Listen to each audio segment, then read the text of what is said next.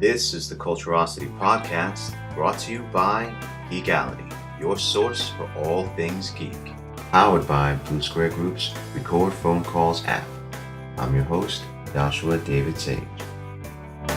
Our guest on the show today is one of the main men of Top Cow, Matt Hawkins, who's also the creator of Think Tank. And back with me, after beating his Marvel restraining order, is Ed Poole.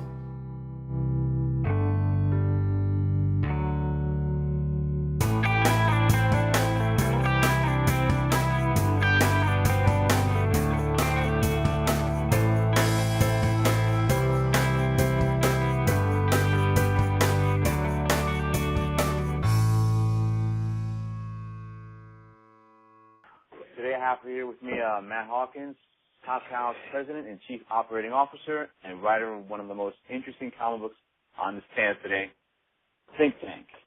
Is that all right? That is correct. Thank you. That's I like that intro. Interesting is better than shitty or awful. Well, I leave that for DC's 52. Sounds good. I like some of those books. I was a fan before they all started being drawn by Jim Lee or Jim Lee clones. Yeah. Which is surprising. I thought we stopped at cloning sheep, but somehow we managed to clone Jim Lee, and now we have him drawing every DC book there is. That's incredible. Yeah, I mean, they had a whole studio, and now those guys have spread all that. It's the same thing with Top Cow. If you look at the early days of Top Cow, a lot of those guys like Dave Finch and Joe Benitez and Mike Turner, although he's no longer with us, and Billy Cann, and all these guys still kind of look like Silvestri, you know what I mean?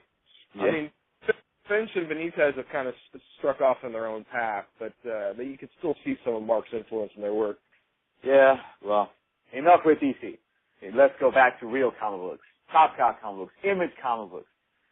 And sounds good. Let's ask the question that's on every fan's mind. When are you going to create your own studio so you can have more books like Think Tank? Well, here's the thing, and I've talked to people about this before, is the problem with doing more is generally that they're not going to be as good. I mean, if it's very hard to, here's the best analogy I can use. You like the first Matrix movie, right? The first. Who doesn't? Absolutely. Everyone absolutely loves that fucking movie, okay? Second movie, horrible piece of shit. Now, why is that? They spent 10 years making the first movie and 6 months making the second one.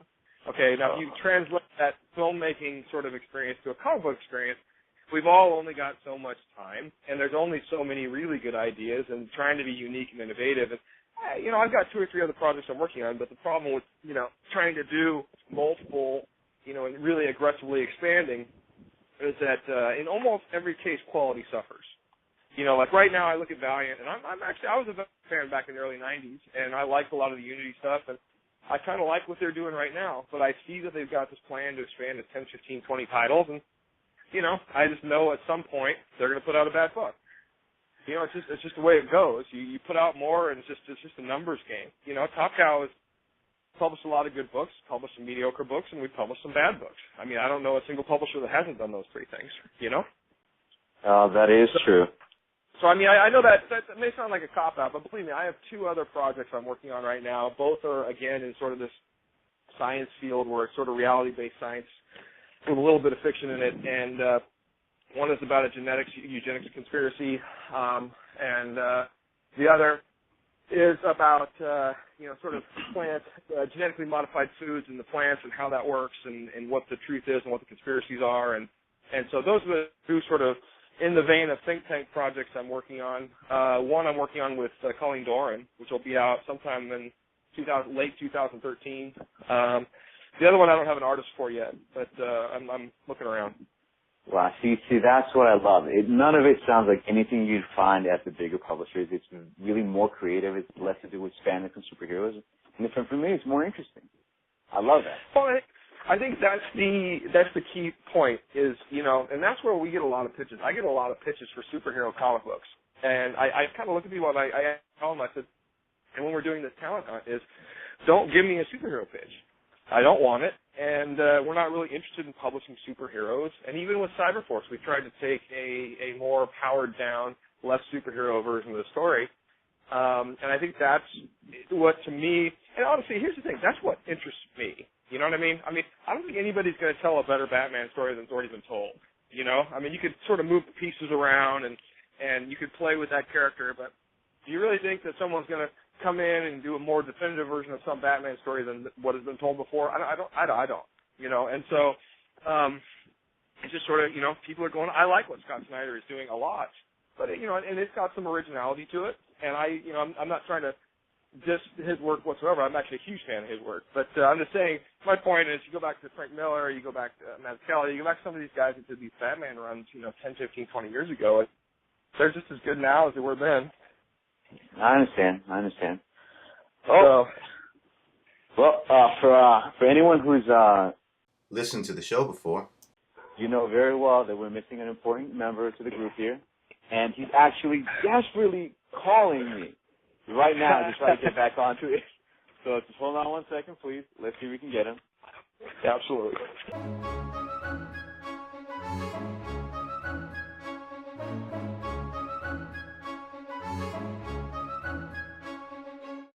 And we are back, and we've actually got Ed here. Hey, Ed.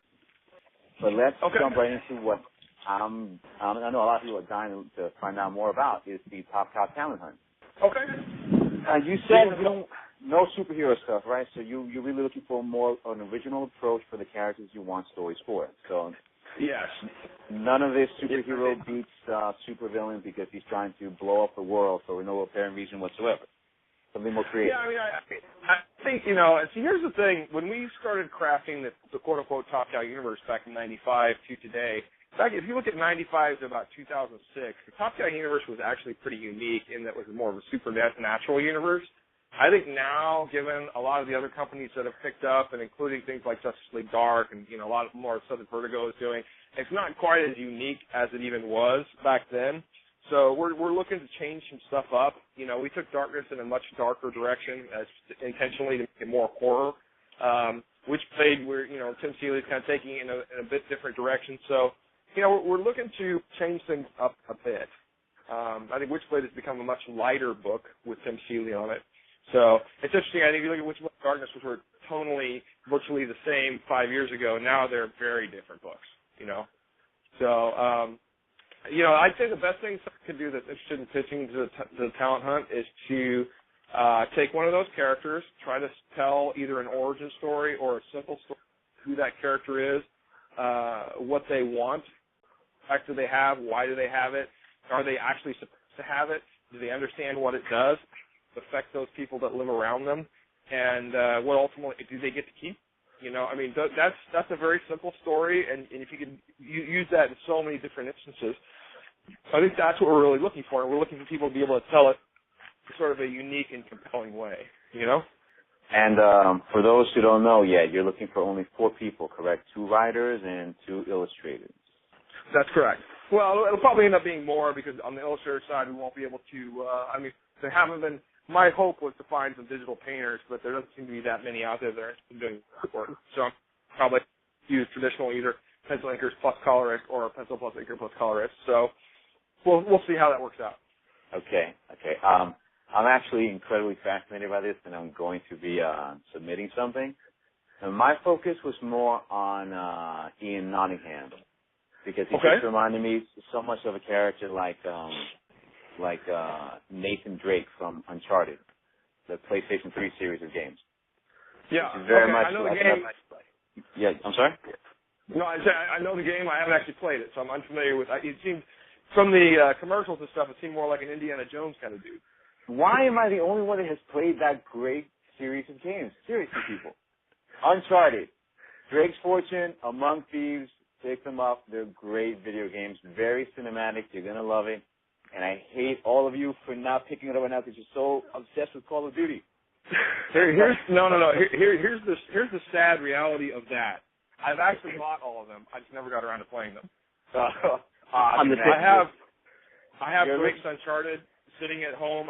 It's on a stack of about 7 or 8 different Xbox 360 games that I've never even taken out of the packaging.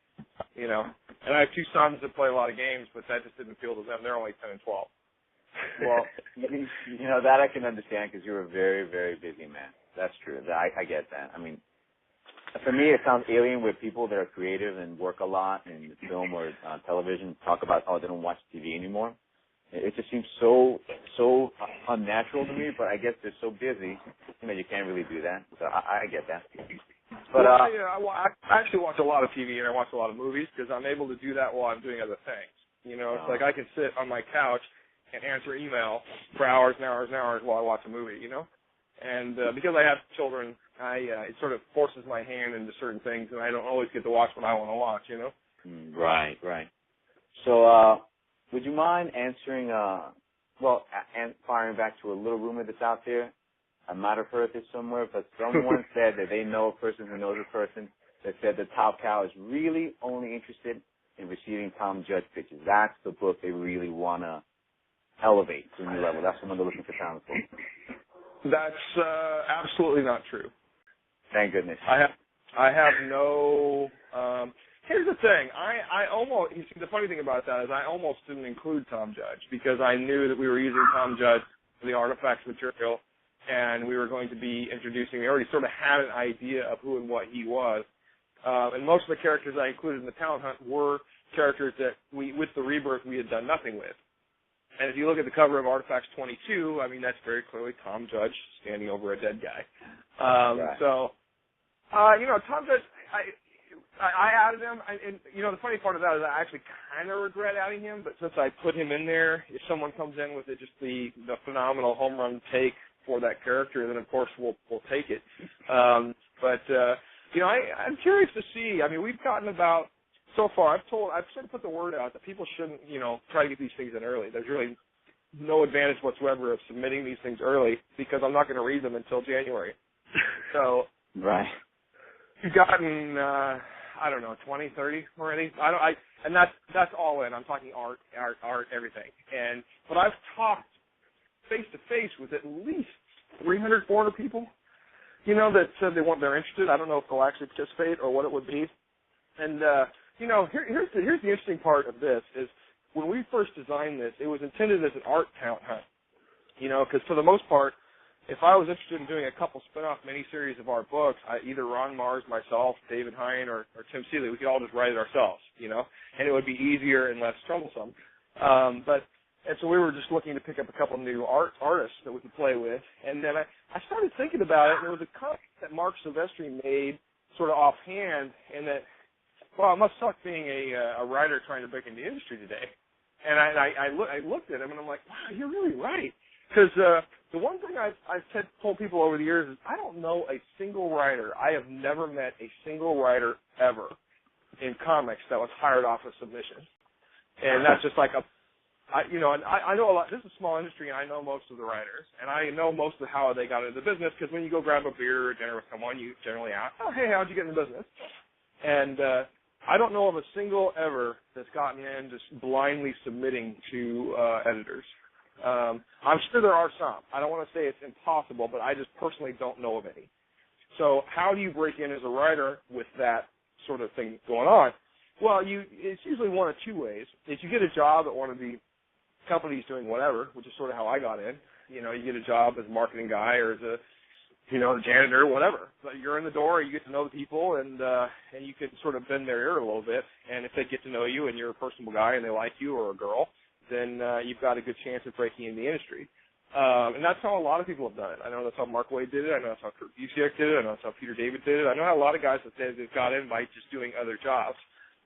The more newer way to break into the industry is what I call the blind Michael Bendis route.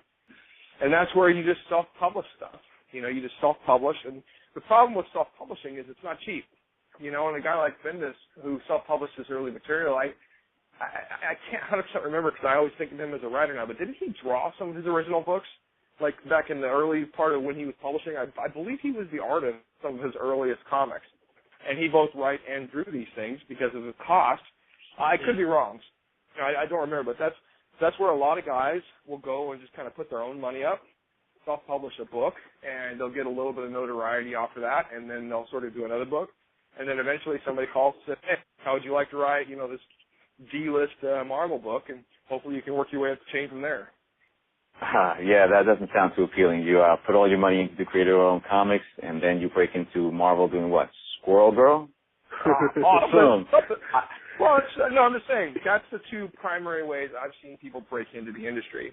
And when I thought about that, I said, let's try something different, because there's got to be, in my back of my head, I said, look, we'll get 30, 40 of these, and I'm sure I could find two guys I can work with, two guys or two girls, and then I'll work with them and we'll develop the story. And that's the other thing I get a lot of questions of is, no, we weren't expecting someone to send us a script that we were going to then immediately send to an artist to draw. I figured we'd narrow it down and we'd pick the ones we wanted to work with. Then we'd give those guys a call. We'd do a series of phone calls, meetings, whatever. We'd flesh the thing out, tweak it, work it, and get it into a position where it's workable. We fully expected to have to work with whoever it is and edit them. So, people just need to. The one thing I would say is some people are really annoying, and some people, 90% of the people involved have been really cool. But I'd say about 5-10% of the people, and I don't know the exact numbers, they have this weird "fuck you, hire me" attitude, and it's usually guys in their 20s, and I'm not sure why that is, because I used to be a guy in my 20s, but there seems to be this "fuck you, hire me" thing. And I can tell you, as a guy who hires people, I'm not interested in that. Someone wants to, I don't want to work with assholes. A little more humble approach.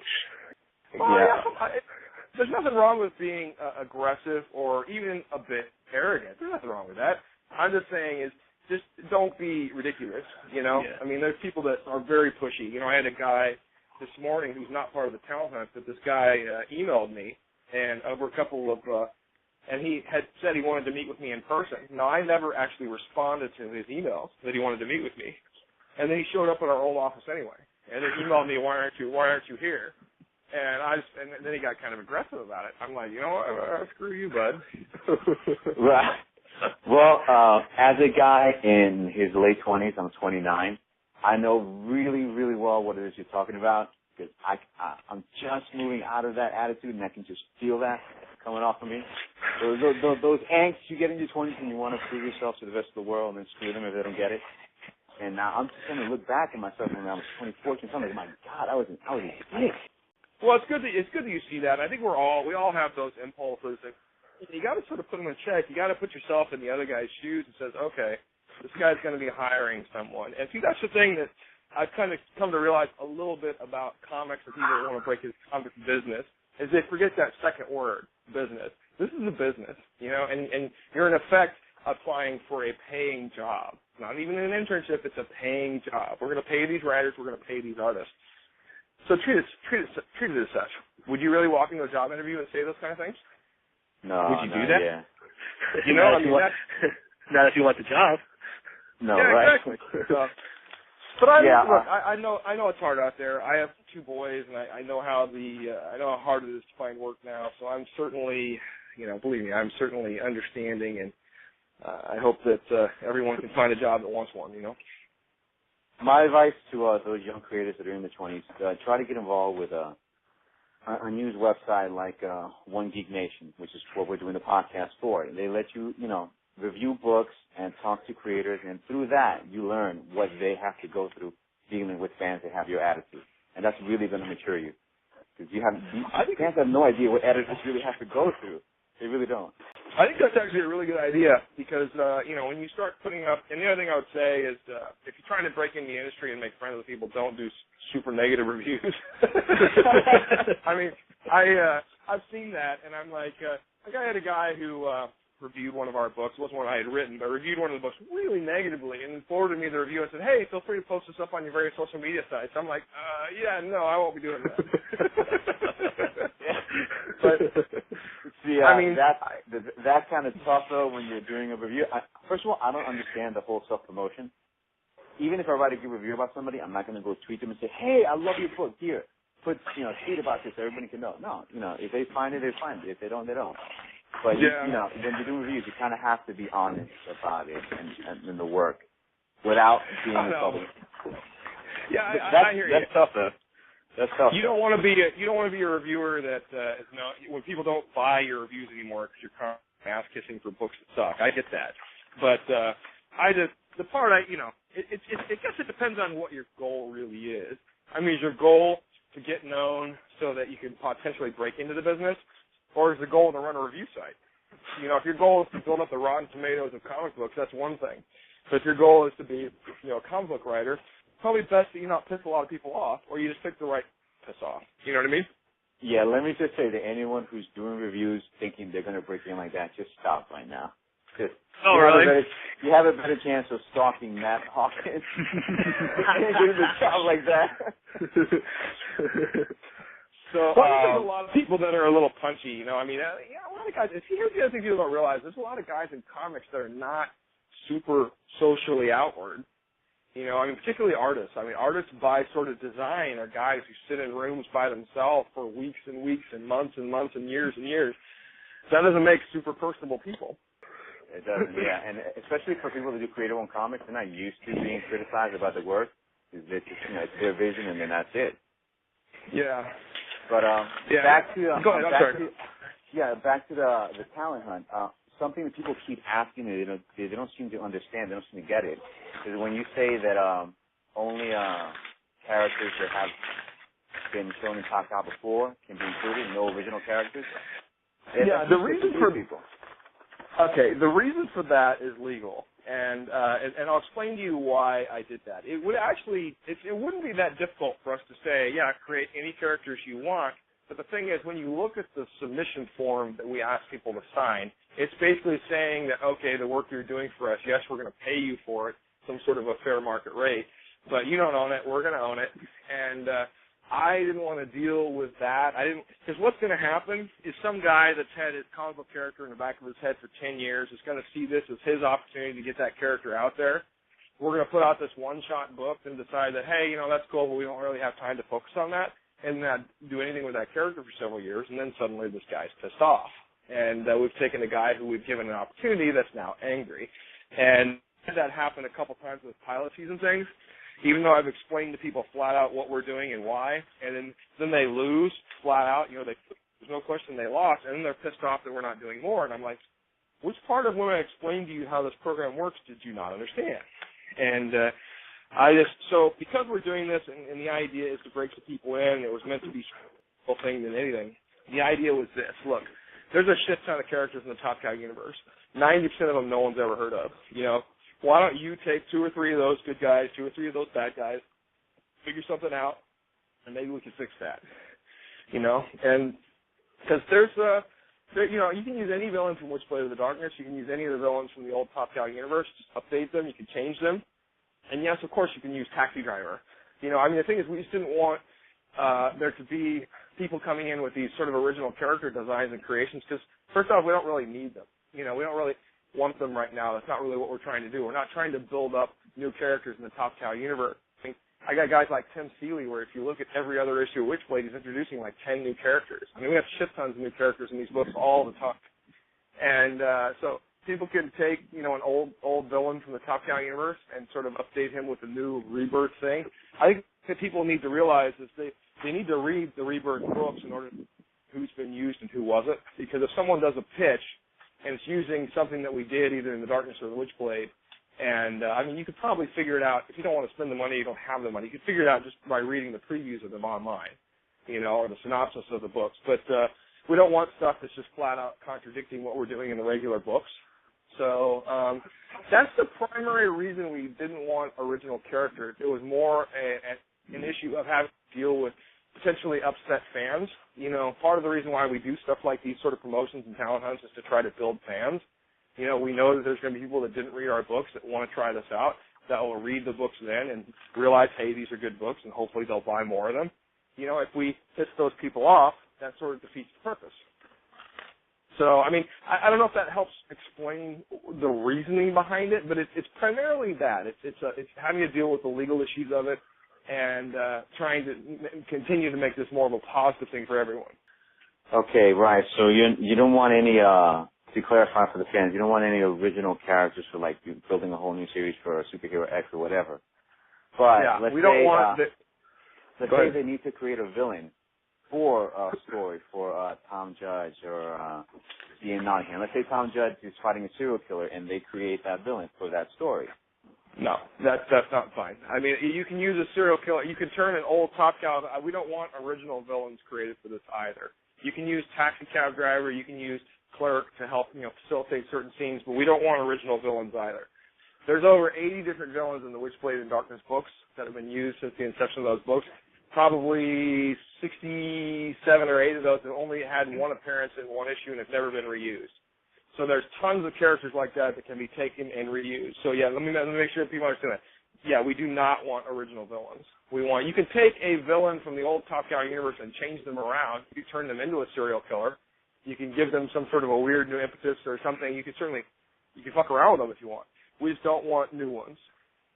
For the same reasons, by the way. It's the legal reasons. So thank you for clarifying that. Yeah. Yeah, it's fine. And when people started asking the same questions over and over, I just I never got around to doing an FAQ page. I should have done that. And then also, I thought about actually going back and rewriting the original document, and then I realized how many different places it had been moved around and posted up on the internet that I thought it was one of those things that was almost already too late. And I don't mind chatting with people on Twitter. And honestly, I use Twitter rather than my emails because I didn't want to clog up my email inbox. Right. And I'm sure everyone appreciates you being so active on Twitter. That's I try. Well, cool. I like Twitter. Yeah. So that's like the first word Ed has said in a good 20 minutes. Why don't you ask some questions? I'm taking it all in, brother. Taking it all in. Well, Joe, take it all in with Think Tank, because you know a lot more than I do about that. Yeah, Matt. I'm reading Think Tank, enjoying it. I just wanted to know, what do you consider the genre? It's not really sci-fi or spy fiction. It's almost like sci-fi. I don't know if I should trademark that. No, that's actually, it's funny. That's actually what J.J. Abrams calls 2/3 of his shit is sci-fi. So So if you too late. That's what he called Alias in the original pitches. We're doing this sci-fi thing. Gotcha. What I look at Think Tank as is, to me, it's a science thriller, and that's sort of what I look at it as. There's science fiction. I mean, it is science fiction. It is science fiction, but it's not what we think of as science fiction. When we think of science fiction, we think of Star Wars. We think of Blade Runner. To me, this is more like the Andromeda Strain or Jurassic Park, even. And less Jurassic Park because there's some enormous leaps of logic and things like that in that. But two of my favorite authors of all time are Arthur C. Clarke, and I always loved Crichton. I thought Crichton was a genius and very commercially sound, and he was a very smart guy science-wise, and he used a lot of real-world stuff, and the Andromeda Strain and Contagion and movies like that are the movies that make me think. I love Blade Runner, I love Star Wars, I love all these movies that we all love. Yeah, but the movies like Contagion are the ones that sort of stick with me. They're the ones that I sit and think about, and I wonder how true it is. And then I run back to my computer and start doing a bunch of research, and I'll pick up a couple books to read. Blade Runner is great, but I don't recall ever doing that when I was a kid when I saw Blade Runner. I was like, oh, that's fucking cool. You know what I mean? So and what I did is about 2-3 years ago, I was meeting with a guy named Larry Margaret who used to run Image Comics and publishes his own book called Being World through Dark Horse, and a very smart guy. And he's a guy I've known for about 20 years. And we were just talking about comics in the marketplace, and Larry's always done these sort of eclectic, almost underground 70s just comic books on his own.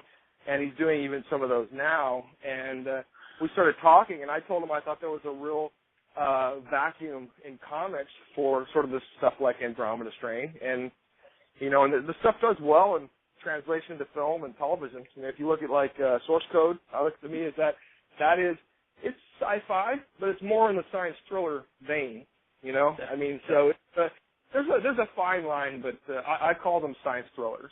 Gotcha. And the next two projects I'm working on that are in this same sort of space are science thrillers too. I'm working on this project called Control with Colleen Doran, which is about a geneticist out of Georgetown who gets involved in the eugenics conspiracy to sort of limit population expansion. And so there's a few things like that, and all that's based on real science. I mean, there's even in Think Tank, there's some stuff in there I made up. And I always loved that Tom Clancy. When he wrote Hunt for Red October, he was investigated by the military because when he wrote that book, he described so accurately the inside of a nuclear submarine, and at the time, none of those were public information. They investigated him thinking he was some sort of a spy or had some sort of a weird connection and wanted to know if, someone he knew worked for the military. And they just no, he just made it up. But he made it up in a way that was, very close to the reality. And that's a lot of what I've done with Think Tank, especially with the human assets, because a lot of the tech is there, and you can see it online. I include a lot of the links. But there's very little online about anything to do with sort of the human assets, And so a lot of that I've kind of made up. I was going to ask you about that. You ever worry about somebody knocking on your door? You're doing all these searches on your computer at home. You ever worry about that? Actually, I'm looking forward to it, because the second that happens, I've got my little bank set aside to hire this PR company, and I'm going straight to, I'll be on 2020. All right. The next thing that catches me is the realistic style of the art, but the black and white gives it almost like a manga-like feel.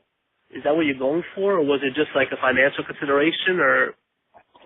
When we first did it, I'd like to say that it was all by design, but it was not. I mean, when I first sort of was pitching internally the idea of Think Tank, there was the concern that no one would like this book. And, I mean, given the response, I've been very happy with the response and the sales on it. But when we first started it, people don't do books like this. First off, it was a black and white book. I hadn't been writing a lot of comics over the last 10 years. The last major comic series I did was in 1998 and 9, which was Lady Pendragon. And I haven't written anything in 10, 12 years that was comics. And so there was concern that, people don't recognize me as a comic writer, and I'm working with an artist that people don't know either. This Rasan Ekadal guy who did Echoes, I think he was a phenomenal guy on Echoes, but I think what he's done on Think Tank, I mean, dude, just look at Think Tank 1, look at Think Tank 4.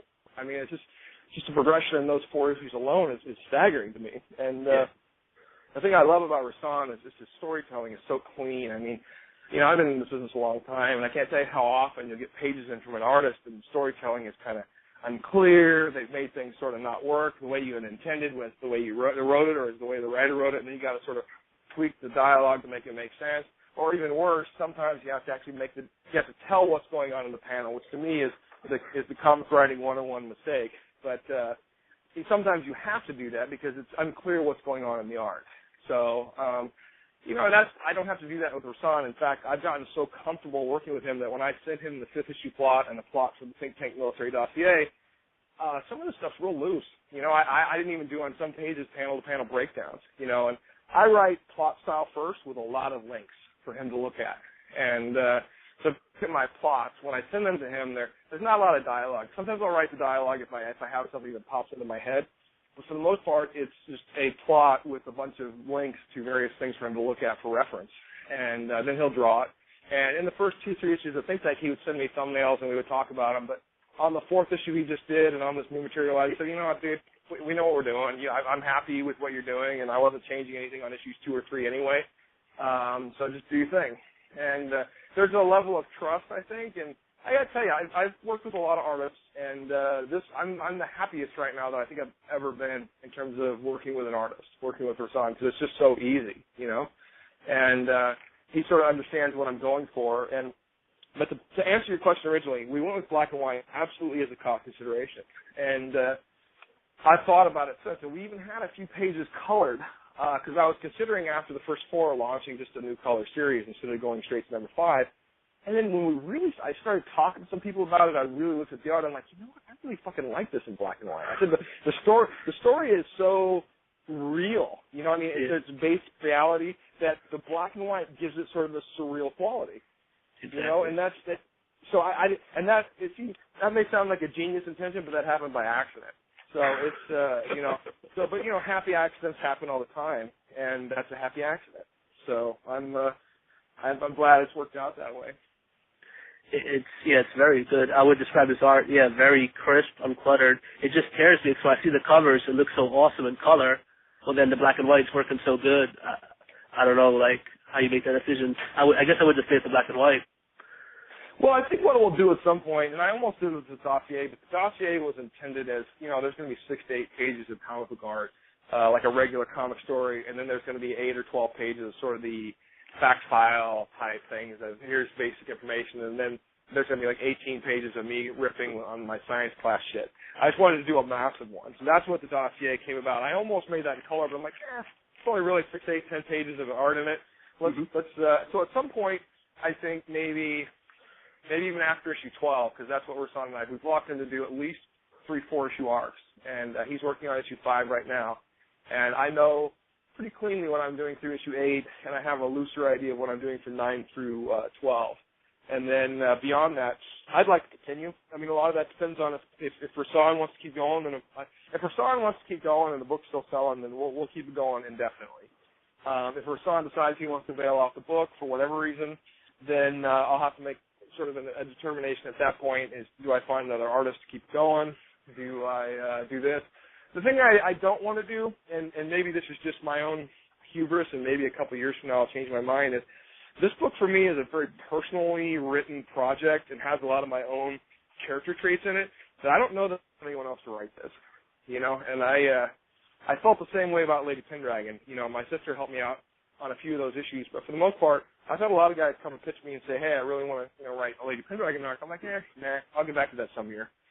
And that's, so I've always kind of felt that way. And for the characters I get involved with and create, that's how I feel when I'm involved on a passionate level. There's a lot of other stuff I develop that I'm not as passionate about. Not that I don't think it's good, but, I came up with the original idea for the Alibi comic we did as part of pilot season.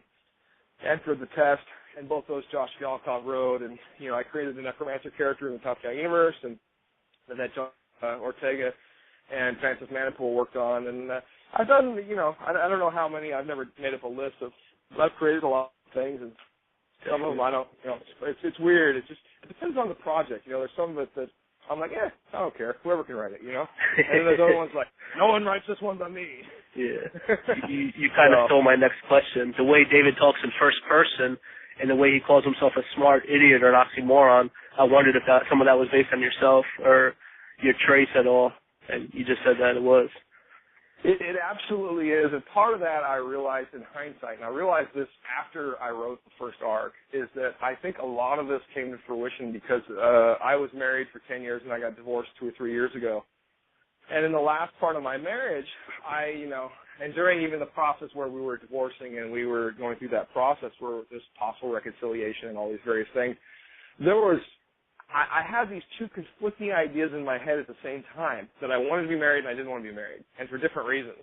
And it would happen to me on a daily basis where I would have these conversations in my head about this, and I realized that I've sort of grafted that onto David as a guy who's caught in this career that he wanted to be in, and I've never, look, I have a science background. I went to UCLA. I've done some stuff at Caltech, but I've never been involved in that world to a level like this character is. So I'm no super genius. I fudge a lot of that, so he seems like he's smarter than me, But I think a lot of sort of the quirks and the personality traits are, I can't help it. They're mine, for better or for worse. It works. It definitely does. It just hit me the way it is, the way the guy just written. I thought it was some of you in there. The next question might be kind of awkward, so bear with me. Wait, hold on one second. Hold on. We're going to have to take a quick break.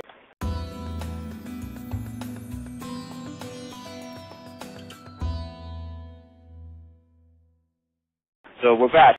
Awkward question time. It's hard to talk about David and Think Tank without at least mentioning Tony Stark a little bit. Is that annoying, or is that sort of like an honor that your character that's only had a couple issues is compared to Tony Stark, or is that annoying to you? I didn't even think about the comparison when I was developing it, because Tony to me is this sort of playboy billionaire superhero. Mm-hmm. I realize that Stark is a human, and that he's not a superhero, doesn't have this power thing, but he really is a superhero, and they treat him as a superhero. He's part of the Avengers thing. So some of those comparisons started happening after the first issue reviews started hitting, and I'm like, oh, okay, I can see that. But it doesn't bother me. I mean, I like Iron Man. I think it's interesting. I love the first film, at least the first 2/3 of it, and the Avengers. And I seem to recall liking the second film, but I don't think I even liked it as much as I liked the first 2/3 of the first film. But that first act of that first film is just genius. I just love it. It's just fucking great. I just think it sort of fell apart at the end for me because I was like, I I don't remember who the guy was, that actor that played Deerman or Starman. What's that guy's name? Jeff Bridges? Yeah. I believe so, yeah. I didn't like that. I didn't like that resolution in that character climax. But at the beginning, I thought it was great. How he came up with the suit, how that all worked. I loved it, you know. And I loved him in the Avengers. I thought he was the standout character. But Captain America, I thought, sort of took the beating in Avengers. I thought he was kind of silly looking. Although I love the Captain America movie. But anyway, I'm getting off topic. No, to answer your question, no, it doesn't bother me. I mean, you can't look at anything anymore without comparing it to something.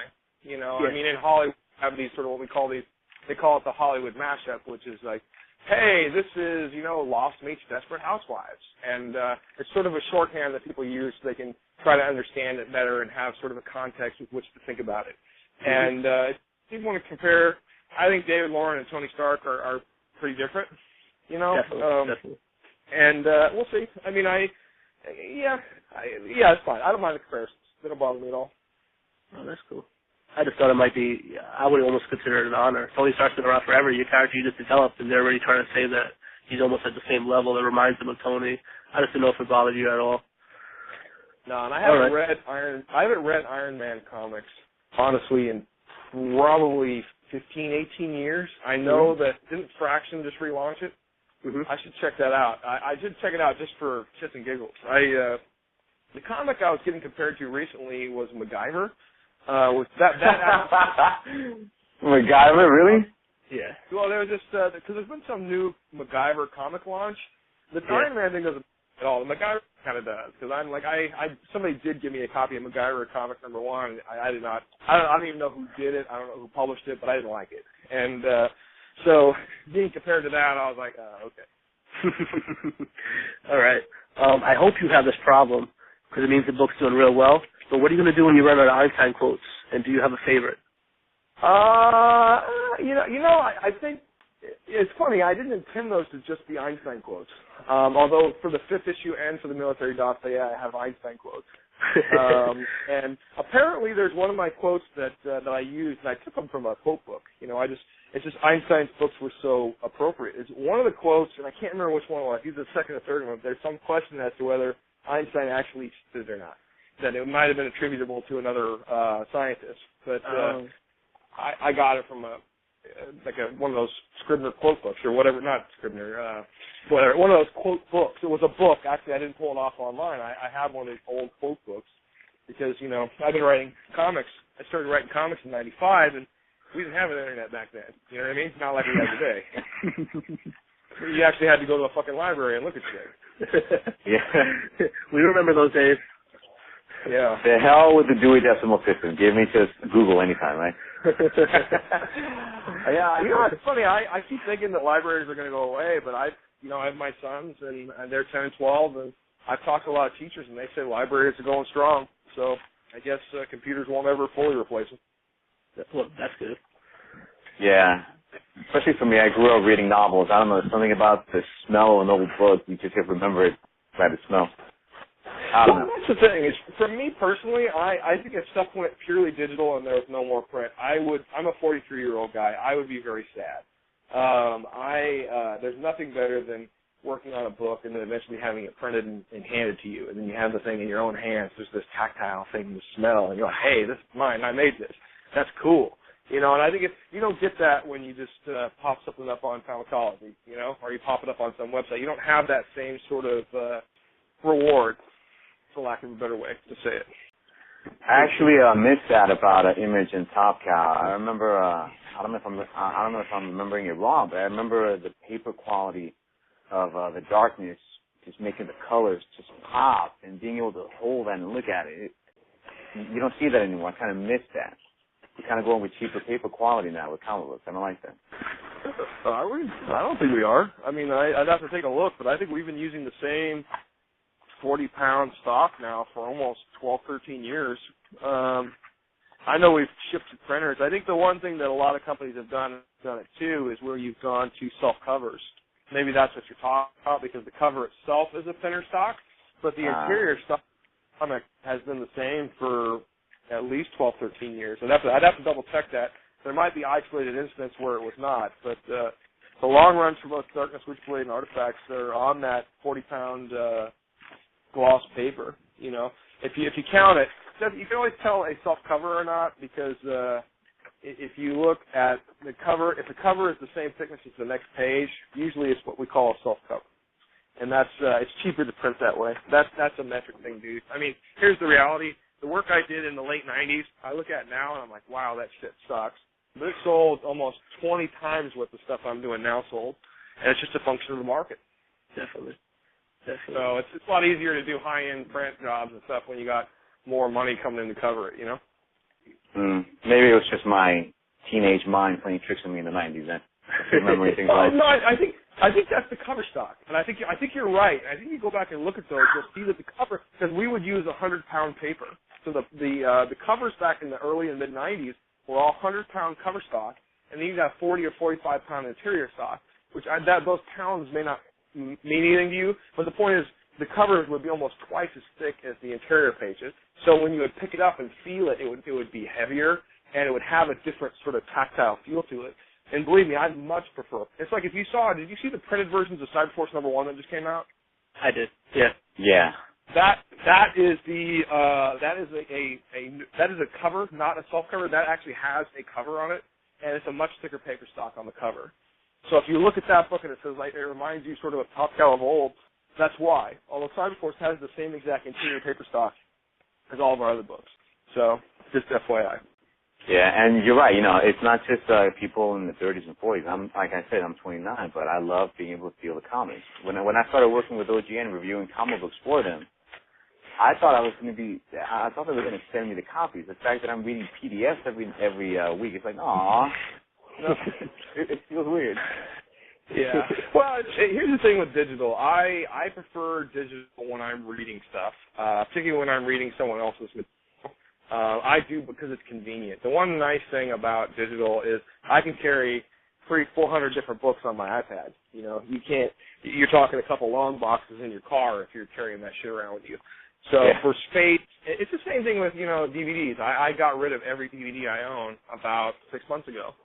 And because I have this digital, and I'm like, well, why do I need this? I'm not buying new DVDs. You know, I don't use Blu-ray because I can just get the extra added stuff on iTunes if I want it. And to me, it's like, but there are certain movies I kept. Like I kept, you know, all my Blu-rays for movies and Blade Runner, the 30th anniversary edition, and all these sort of things.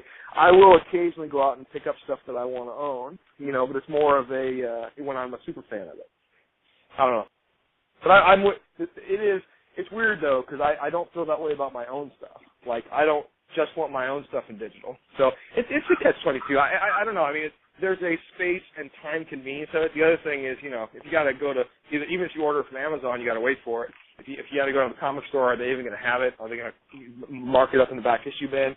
Versus digital, which is usually cheaper, you can download it and be reading it within 5 minutes. So there's pros and cons to both. The other thing about I try to explain to a lot of people is, hey, with the digital, there's no collectibility whatsoever. So if you check the collectability factor, the bag and board, you also can't really share it with other people, at least not legally. You know, so there's that. There's less of the communal experience, in my opinion. You can't get it signed at a Comic-Con. That's right. I've seen some guys try to come up with things. Like there was a guy who, when I was at the ElmiraCon, Hero Pop Comics ago, who had on his iPad this thing where he wanted us to use our finger and to sign like on this digital thing. And I'm like, okay. That's the first time I'd ever done that. But, there's an app for that. Well, I'm not sure it was an app. I'm not sure what it was. It may have just been like some sort of Photoshop type program, you know, with a painter tool. I don't know, but it was interesting because I'm like, well, what's really the point of that, you know? I mean, but there are people that are trying to figure that out, I'm sure. Definitely. Well, my last question was basically about issue 4. That's coming out this week, right? Yeah, have you read it? Issue 4, no, I haven't got it. I don't have that access yet. Anything you can tell us? Is wrapping up the first arc, no? Yeah, the 4th issue, which comes out this Wednesday, does wrap up the first arc, and I think I've seen a few reviews pop up online, which have been positive, so far so good. Mm-hmm. I'm real pleased with the way it came out, you know, so it's, it's been, I work on so many different projects that it's rare that I could say that this project came out exactly the way I wanted it to, and I could say that this project came out exactly the way I wanted it to. So I wouldn't change hardly anything. I did change a few of dialogue balloons when we went back to figure out for the graphic novel version, the first collected edition, the first trade. I changed 2 word balloons. One was, you recall in the first issue where David says he wanted to watch The Big Bang Theory on Hulu. You may or may not. I put that in there because this girl I know said, The Big Bang Theory, you can see that on Hulu. And that just stuck in my head. And then I went on Hulu and realized The Big Bang Theory is not on Hulu. And so I changed it in the, just because I'm a freaking freak. I went back and I changed it for the collected edition and it says The Daily Show now. Gotcha. So, which I do know is on Hulu because I watch it when it's on Hulu. So that and another problem you run into when you work on multiple projects at the same time is the company name in Think Tank is CED. That's the Think Tank name, which I don't remember what CED stands for.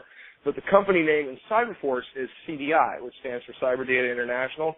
Well, if you look in the second issue, when the woman, the general woman, is touring the young David and Manish around sort of the lab for the first time, she calls it "Welcome to CDI." So I used because I was in the process with Mark at that point and fleshing out the Cyberforce thing for the launch, that I mixed up the 2 companies and no one caught that over here. So those are both fixed for the trades.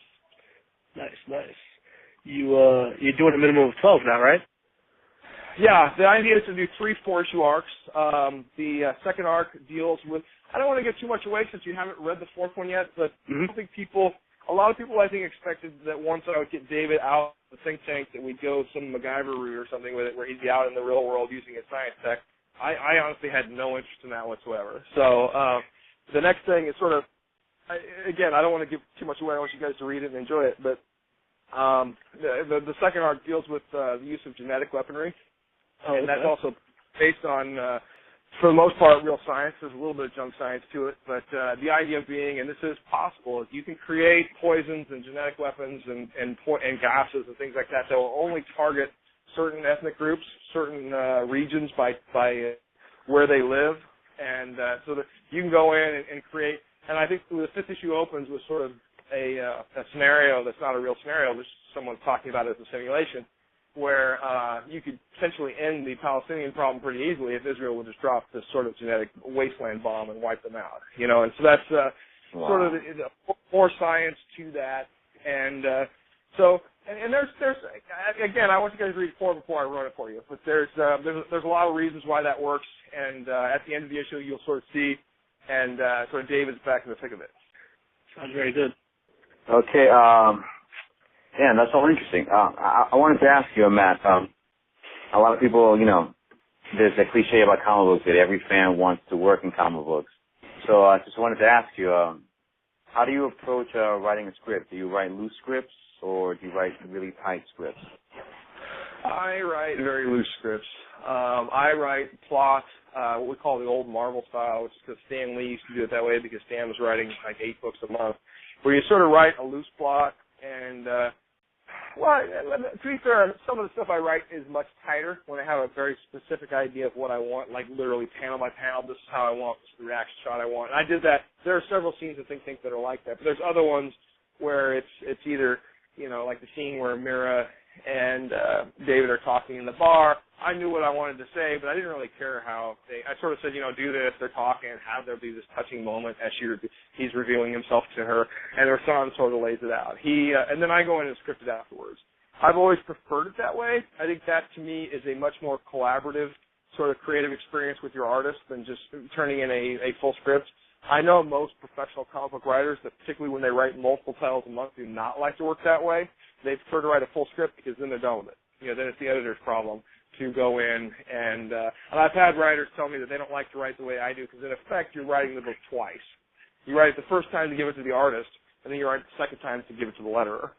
And I think that's fine, but for me it actually works out better, and I'm able to put a lot of that nuance in there, and it gives me more time to think about it. And I just to me, for the projects I personally work on, I've always felt like the process is better. And I think the other luxury I have with that is I get to kind of pick who I work with, artist-wise. It's like I just go out, and because we are paying them, and because we're a known entity, and so on and so forth, it's easy for me to find artists to come work for us. And so I kind of have my pick, and I can go out and work with whoever I want. And so I'll pick artists that I think will do a good job and help me translate. And there's a few guys that, like I want to work with, like Colleen Doran, who's working on Sandman right now with Neil Gaiman. She's working on my next thing with me, so I'm kind of excited about that. Okay, so you do end up including the dialogue after you get the finished artwork then, right? Yeah, I'm sorry, but so when Rasan turns in the pages, I then will sit down and bang out the script, and usually for me, the way I write is I write very quickly, and I will write a draft of the script. And this is what I always recommend to writers. Write as fast as you can. That may seem counterintuitive, but just with the anticipation and knowledge that you're going to have to rewrite it.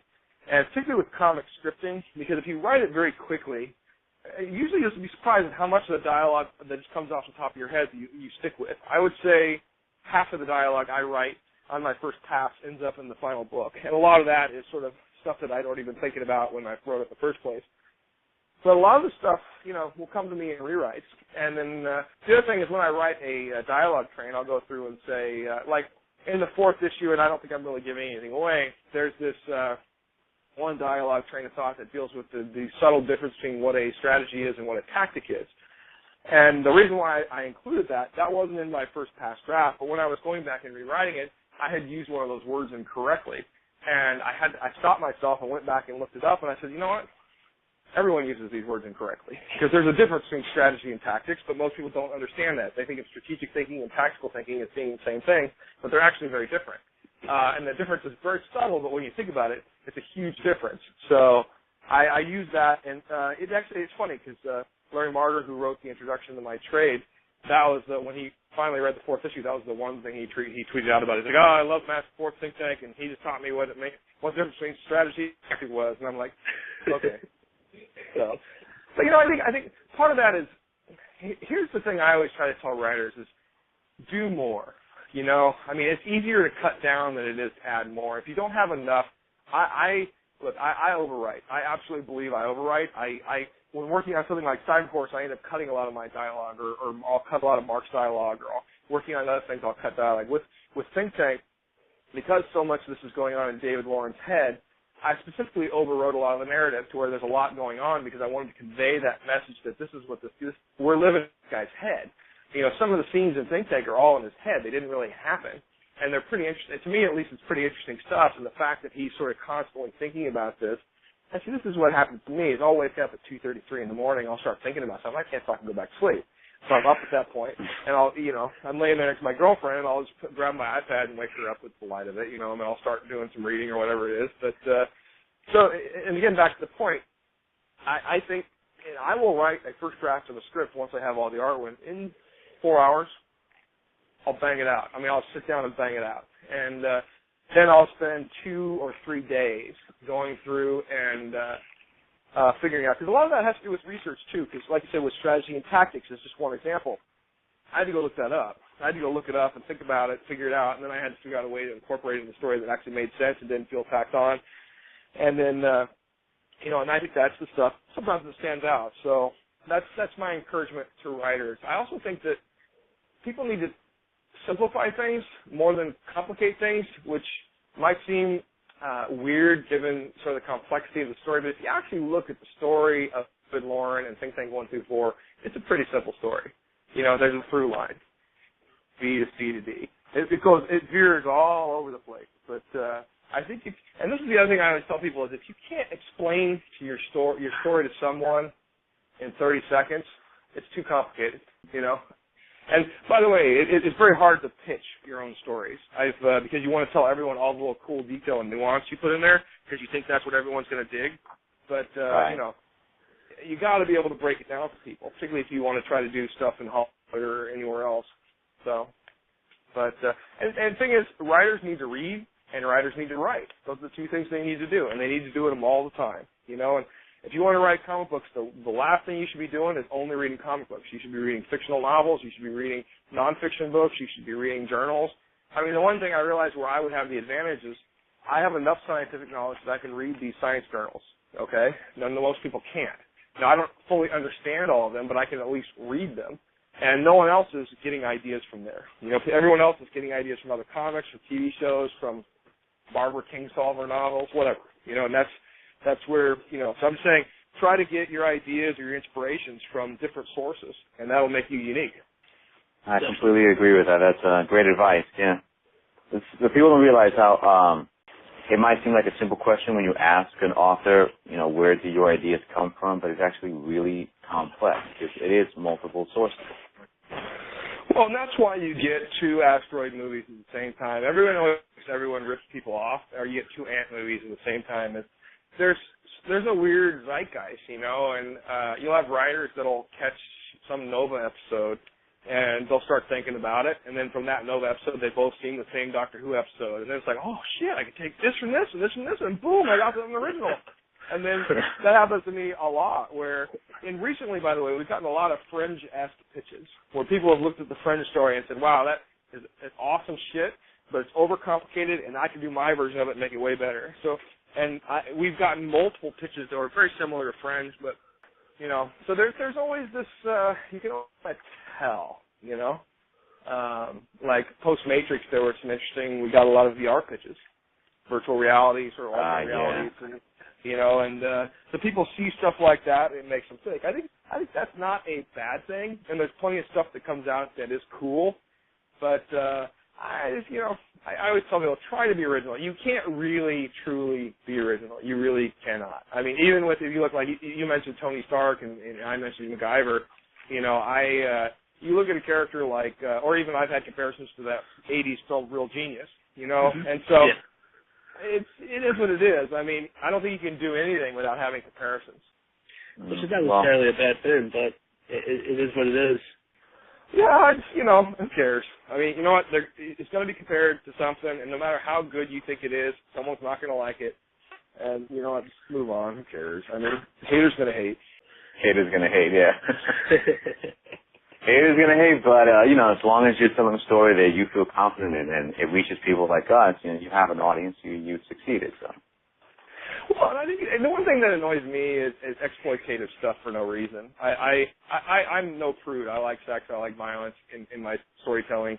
But give it a reason, you know what I mean? And don't make it so far-fetched. You know, the funny thing is, Top Cow in the late 90s used to be accused of putting out titty books. So people would say, oh, you guys are putting out TNA books. And we get that told to us all the time, and people would say that. I'm like, really? You think so? And then a lot of it was just because the covers were sexy. But then, you know, you look at now, we never published a book showing a woman's breast, like, fully nude until recently. And we did it in The Darkness. And The Darkness is such a well-written, dark, sort of horror-esque book that no one said anything. For the first time ever, we showed the tits of characters. And, you know, there's been, believe me, I scoured the web. There's no comment anywhere about, oh, see, finally, Top Cow is showing his true colors, titties everywhere. You know, there's none of that. So it's just a matter of, you know, use these things where they make sense and where they further the story.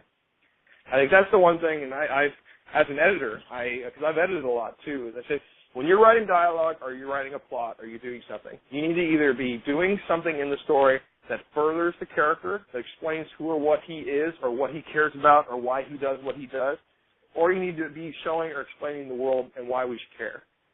And if you're doing something in your story, those are the key things. Every scene, everything should move that forward. And if you're not doing those things in those scenes, and characters should always take precedence over world. You know, it's why certain stories, I think, work, you know, and you know, to me, it's like if you have an alien invasion, the more interesting version of that to me has always been, what's going to happen to this one guy out in the middle of nowhere, you know? You know, to me, it's personalize your story. Tell us about a character and make us care about that character and make us care about the people around him. How many times have you seen characters die off and you just didn't give a shit? You almost laugh, you know? I mean, I don't ever want that to happen. I mean, I'm going to kill off one of the main characters in the second arc of Think Tank, and I think it's going to come as a shock as to which one it is and how it happens. And But to me, you got to build up to that. You can't just boom. That's why. It's even at the end of Cyberforce #1. Have you guys read it? So I'm not spoiling anything. Yeah, I did. Yeah. Okay. At the end How of did Cyberforce that do, by the way? It did well. I mean, it's hard to gauge because we gave it away. Yeah. So I mean, we did over 100,000 in the print run, wow. and 100,000 in the digital. So nice. I mean, we're 15,000 books. So when you're doing 300,000, but the question is once we get through the 5 issues and we onto the 6th one where somebody actually has to pay for it, then what's the number? And that's with what we're doing. But at the end of Cyber One, the reason why the deaths of those characters work is because people knew those characters from the early Cyber Forces. Mm-hmm. You got to make people care about what you're saying. Definitely. Right. Yeah. I'm trying to desperately think of an example where that didn't happen, and I'm drawing a blank right now, which is weird because I always bitch about stuff like that. Right. Well, see, that's the problem. Is they're forgettable. And it's when stuff is so forgettable that you can't even remember an example. Right. I mean, you'll be watching some movie on cable this weekend or this week, and you'll be like, oh yeah, there's an example. And that's the problem with forgettable stuff is you forget it, and that's my biggest beef with comic books today, right? By the way, and one of the reasons why I take the time to do the science test, the science class, and I try to put a lot into my book is how many fucking comic books do you pay $3-4 for? It takes 5 minutes to read, and then you never think about them again. And I fucking hate that. That has been my pet peeve for decades. And I can tell you, 90-some% of the books I read, that's exactly how I feel about them. I'll pick up, I'll read it, I'll never think about it again. And Jeff Loeb, when I worked with him back in the mid-'90s, he always joked that the average comic, depending on the quality, either takes you can read it in the time it takes to take a piss or the time it takes to take a dump. And I sort of laughed about that, but he's right, It's sort of, I don't know. Oh, wow. Well, do you have any more questions, Ed? I think you have something else to ask, right? Yeah, this one's kind of personal, Matt, and I don't blame you if you don't want to answer, but I read that piece you did, it was a couple of days ago, about some struggles you faced a couple of years ago, and I just wanted to say it was a brave piece, very moving, and like I said, if you don't want anything to say, I just want to say it was very brave of you to come out, and I'm sure you're going to help a lot of people with what you faced in your life. Oh my God, I didn't know what you were talking about. Yeah, okay, yeah. No, as the suicide thing. Yeah. No, that's the one time, here's the thing. I'm actually, despite the fact that I'm kind of a social media whore, I'm actually kind of a weird, oddly shy person and somewhat private about certain things. And that happened, when I mentioned my divorce. The first year, divorce sucks, dude. The first year after my divorce, I was pretty bitter and down and various other things. A lot of it was guilt because, not to get too personal, but the primary reason I got divorced is because I was cheating on my wife, and that's bad. I don't know if you guys know that, but when you're with a woman, you fuck other chicks, they don't like it. So it's a life lesson for you guys. But, just in case you didn't know that. But, so I had this enormous guilt on me and all these sort of things. And because I have two sons still, and and they were going through some hard times. And I just, it's weird how you can get in a funk, and you can get in a funk and you can stay in that funk, and then absolutely everything that happens, regardless of what it is or what weight or magnitude it is, it sort of adds to that funk. And that happened to me over the course of about 9 months, where I just honestly, in hindsight, feel like I kind of lost my mind. And the reason I publicized it, because I almost publicized it at the 1 year mark, and I'm like, people don't even know I did that. And the reason I did it is because I have a really good friend of mine, who was struggling, and he was telling me he was having issues with thinking about his own life, and this was about a month before I publicized that. And in talking to him, I then told him my story, and he was so shocked. The thing is, people only see what you want them to see, really. And so he saw me as this guy who was successful, had this beautiful girlfriend, had all his shit together, and had these kids and drove nice cars. And so that was his perception of me, is that he's this guy who's got everything going for him. And when I told him that shit was so bad for me just 2 years ago that I was considering taking my own life, he was like, wow. And then we had this really interesting, deep conversation about it. And it was weird. It made him feel better. And I thought about that, and then when the day came around, it was really odd, too, because I hadn't thought about it as an anniversary. But what I had found is about a week before I had talked to my friend, I found the letter I had written to my kids, which was the letter I was my suicide note, whatever you want to call it. And I found it, and I hadn't seen it since I wrote it. And I read the thing, and I was sort of shocked. I mean, it's really weird because I look back at that place, and I'm like, how could I ever allow myself to get into that place? And I'm never going to allow myself to. Was it almost like another person wrote it? Yeah, I mean, it was weird. See, here's the crazy thing. My handwriting is fucking atrocious. If you ever read any of my handwriting, you would be like, I cannot read this. I mean, every note, everything I write is almost undecipherable, and frequently I'll look at my own handwriting and I'll be like, what does that say? But this was immaculately written. I mean, and that's the thing that really stuck out to me was I wrote it very slowly and very immaculately, and it was very clear, and it was all in the cursive, and there's the other one, right? Because normally I write in cursive, sort of a broken cursive, but this was all in just single letters. What do you call that? The original, what you learned in kindergarten, A, B, C. Where you just, what's the fucking name for that? What is it? Regular writing? I just call it regular writing. That's the way I write. Well, there's cursive and, hold on, I'm fucking looking at that. It doesn't matter. But so long story short, as I saw the letter, I read it, I was shocked by it. Then I spoke to my friend a week later, and I told him my story, and he was shocked by it. Yeah. And then he called me a few weeks later and told me how valuable my story was to him, and I just started thinking about it, and I'm like, you know what, fuck it.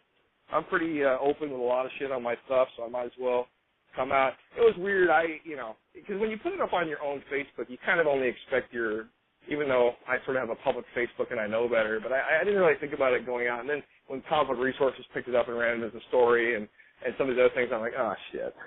So, but, hopefully it helps somebody, and realize that we all get into these dark places, and, I don't think that taking your own life is the answer. I'm sure it will. It was getting a lot of love on Twitter, so I'm sure it's going to help somebody. It was very brave of you to do. Like I said, it was pretty powerful to read. Yeah, this is a very personal topic for me because I've actually had family that has considered suicide. So, they talking about it afterward, they never seem to think that anybody else goes through it. They think they're worthless. So, for you to say that, really might help someone like that in the future. We're talking about family that I really care about too. That I would miss them if they were gone, not just family you never really hear from ever. So, I really appreciate what you did. No, thanks, man. I appreciate that. And it's weird talking to people about it. It's actually kind of weird. I don't mind because we're already into it, but it's actually kind of weird talking to people about it because it just seems so like that wasn't even really me, And it's one of those things where I find myself sometimes when people ask me certain things, it's like, I'm like, oh, that wasn't me, and I'm like, oh, yeah, it was. So I think we have a self-defense mechanism where we tend to block a lot of stuff out. I've noticed that in talking to people. Because there's a lot of events that happened in the early days of Image that guys like Rob Liefeld and I remember very differently. And I'm not saying he's lying. I'm not saying I'm lying. I just, we go back and discuss certain events. And I know Rob's a bit of a lightning rod as to whether people like him or not. But Rob gave me my shot. He's the guy that got me into comics. And for that, I'll always be grateful. But he has vastly different recollections of how certain events happened. Everything's viewed through your own prism. So, yeah. Speaking of Rob, I heard he was he stalking you yesterday or something on Twitter? He was going to run into you, or you guys? I wish he had. I like Rob. I know there's a lot of people that have issues with Rob, but Rob to me is he's a nice guy. I don't understand sometimes why he does what he does, but that's on him. My thing is, when I get together, he and I have good conversations about the good old days, and and I like some of his work. I know people don't, but some people do, some people don't, but I like his work. I enjoy his work, and I look forward to talking and seeing him in the industry. But I think he was just up in my neck of the woods with his family. I mean, he lives in Orange County. I live in L.A. We don't live that far apart. Gotcha. So, and he was up in Culver City, which is my hometown, and he saw that I had checked into BJ's Pizza, I think, which was right next to where he was going. I wish he'd stop by. It would have been great to see him, but he didn't. I don't know that I would do that either, just randomly stop by even people I know, because I've had a few people do that where they drop by some sort of check-in or Twitter check-in or whatever it is, and it's always a little awkward. That's why I've started, by the way, I check, just so if anybody wants to try to stalk me, when I check into someplace, that's actually when I'm leaving it. I learned that one a long time ago. Nice. Well, we're almost out of time, so before we go, I actually wanted to ask you something. You constantly seem to tweet where it is that you are, and once, actually a couple of times, you tweeted you were outside, like, Universal Studios or Fox Studios, and I'm wondering, is there something going on? Are we going to be seeing a Witchblade, Darkness, or Think Tank movie soon? I hope. I've been involved, and I was involved in the Wanted film. We were involved in the 18 film. We had the Darkness video games. We had the Witchblade anime, the Witchblade live action on TNT back years ago. So there have been a number of things that I've been involved in, Mark's been involved in, and we used to announce on a regular basis who would pick up or option our properties. I sort of stopped doing that because I realized that how often people do that, it looks stupid when they say, oh, so-and-so's making our movie. Well, they're really not. They're picking up a short-term option to see if they can find a screenwriter who will then write it. And then, so it's like there's all these long odds versus getting something made. And when you constantly, which movie, or Darkness movie, you just eventually people start looking at you like, oh, you're full of shit. So, I've actually already set up a think tank. And Darkness is that new Regency Films, and we have a screenwriter writing it. And there's 18 different Top Cow projects that are in development at various stages of things. Does that mean that one of those will get made? I don't know. I hope so. Fuck, that'd be great. But you can't count on that. I mean, it's not. I'm writing checks against the Greenlight money. Here's what I always say about that kind of stuff. People, you got to understand. You have to have a bunch of things happen. And a lot of those things are out of your control. So the reality is, if you're trying to get a film or a TV series made off of your comic book, great. Just make the best possible comic you can. Try to market yourself. Try to do it, and definitely find a producing partner. And hopefully either spec it out yourself or find a screenwriter you can work with. But you got to kind of get lucky, And but that's not necessarily a bad thing because you can't. Here's the thing I always say to people: you can't get lucky if you're not playing the game. And right. So. And you would think, look, I see movies get made all the time that I'm like, really? How the fuck did that movie get made? And then I'll go in and research it a little bit, and you're like, okay. But the one thing we've sort of stuck to our guns is we don't want some sort of plug-and-play piece of shit game or some stupid film like, you remember that Vampirella movie in the late 90s that Talisa Soto starred in? Mm-hmm. You probably don't. Classic forgettable. The only reason why I remember it is because I use it as an example, is I don't ever want to do that to one of our properties. Because that in effect, for at least that time period, it sort of killed that property. It killed that franchise because it was a shitty film that came out, and then it sort of lowers the value of your franchise. So there have been multiple opportunities we've had to get like a Witchblade movie made, but Mark and I sort of stuck to our guns. We want it done a certain way, and we've always said that, look, we'd rather not have it done at all than have it put out and been done badly. Yeah, people don't realize. I mean, I write screenplays, so I know how that is. The entertainment industry is a crapshoot wherever you go. It's not just comic books that are tough. You can hire someone like me to write the screenplay. I get paid for it. It doesn't mean that it will ever be produced. They can just sit on that screenplay for years and get other screenwriters to rewrite it until the rights lapse back to the owner, or they actually get off the ass and do something. Well, a lot of it's politics, you know what I mean? The thing is that this is the other thing I try to explain to people that don't seem to understand is I'll use our Crosshair film that we set up at Summit. It was based on the Mark Silvestri property that Jeff Katz wrote as a comic. I set it up at Summit as a film. This guy, Morgan Fole, came in and wrote the screenplay. Everybody loved the script. Then Summit and Lionsgate get merged. The guy who was the executive on our project who was at Summit is now not there anymore. We get given to a new executive over there who doesn't like the project as much as the original one does. That is a very common thing, and so suddenly our front-burning property that I actually think is going to get made has no shot at getting made. And so that shit happens all the time. Another thing that frequently happens is like when, Brad Weston came into New Regency recently and replaced the Hutch Parker and those guys that were sent out that left. I don't know if they left willingly or not. I actually don't know that. But there was a new regime that came into New Regency. Well, I'm sure they had multiple projects in development from the previous regime. Guess what? Half of those get shit canned. And a lot of that's just because the new guy doesn't want to deal with the old guy's stuff because it's a lose-lose for him. Because if the new guy comes in and the old guy's property comes out and makes a lot of money, the old guy gets the credit. If the new guy comes in and puts out the old guy's property and it tanks, he gets the blame. Yeah. So there's executives that are caught in sort of these situations, and that's that's pretty common where an executive will get hired and move into a job, and then he'll just clean the slate. So he knows that the previous guy is gone, and he starts his own shit. That's how it works. One word answer, Mark. Are we going to get another Darkness video game? Are we going to get another what? Another Darkness video game. You left me at a cliffhanger at the last one.